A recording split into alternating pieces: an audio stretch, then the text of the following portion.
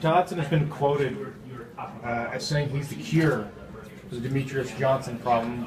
What do you think when you hear something like that?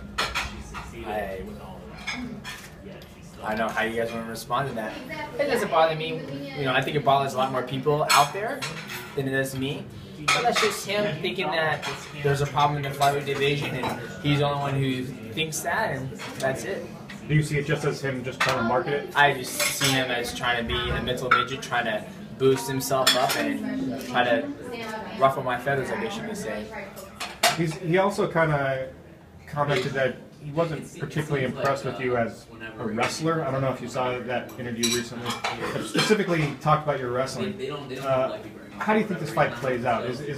Are you gonna have to get close to him? Are you gonna have to get your hands on him? Are you gonna keep distance? I don't have to get my hands on him. It's a fight. You know, if I were to keep distance, then this fight would never happen. So, for me, that's fine. Everybody's entitled to their own opinion, and go out there and fight and see what happens. Which one do you think it is? I know it's been a long time since that fight has happened, but what do you still remember from that fight? I mean, was there anything that really challenged you? I mean, that was so long ago. It feels like you've evolved so much since that point. I mean, were there things that you learned about him then that you think you still have to worry about now, or do you think you're going to see a different fighter? I would assume that I'm going to see a totally different fighter, and I'm prepared for the totally different fighter, or if the same fighter shows up, the guy who's just trying to knock your block off. With that being said, just go out there and fight and see what he's trying to do. Like, each time I go out there and fight, I try to systematically break down and see what my opponent's trying to do. And for him, he tends to go about doing things the same way, looking for you to overextend and knock you out. And we talked a little bit about his power earlier. Do you think he's the strongest puncher that you've fought? Let me think back. Brad Pickett hits pretty hard too. It's hard to say. Pickett can hit it. He can punch, man. He's got a whopping on him, you know.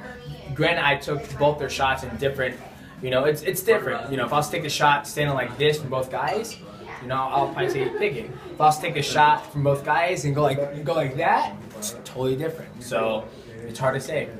And when you kind of mentioned that a little bit earlier, the shots that he did get you, and then it kind of, you know, you either went down or whatnot. Did you attribute that to it was bad footing on your part? Was it? I mean, it was him taking advantage of me overextending. You know, when we sit down and watch the fight, if you sit down and watch that fight, and let's say you watch that fight, the complete fight, right, and you blemish out those 3 knockdowns, and you look at the fight as a whole. That's the only thing he had going for him in that whole entire fight. The whole 25 minutes, those 15 seconds out of 25 minutes is the only thing he had going for him.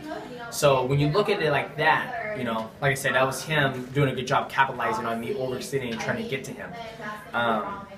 But yeah, that's how I contribute to it. So how do those knockdowns change your approach in this fight at all? Are you going to be a little more cautious, not open yourself up, or you're just going to try to replicate the same plan? Just go out there and fight. I mean, obviously, there's so many ways I can go about not trying to get hit in this fight, but that's not my style. My style is to go in there and use my skill set that I worked on so much, and just go out there and fight and see what happens.